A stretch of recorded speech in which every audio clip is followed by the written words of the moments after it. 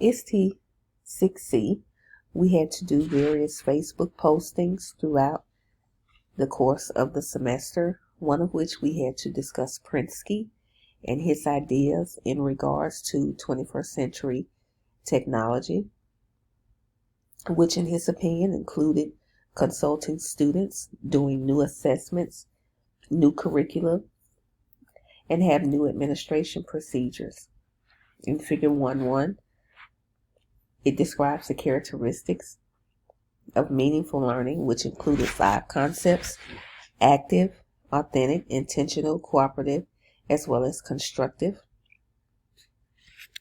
His belief was to elude the fact that instead of standardized testing, we should focus more on developing students' higher order thinkings by including biotechnology, nanotechnology, bioethics, neuroscience.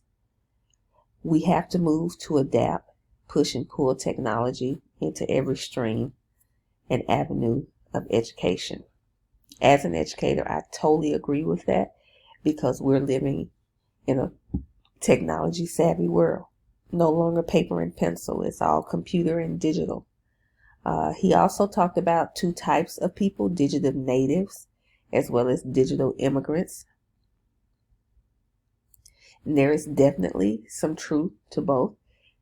For example, in terms of digital immigrants, I would consider my mom to be a digital immigrant because she resisted to technology for years and would not accept it. Just last year, she got an email address, whereas I am considered a digital native because not so much that I was born into technology, but I embraced it as soon as it became more available and the resources were there. As well as the younger generation, it has become the new babysitter for most households.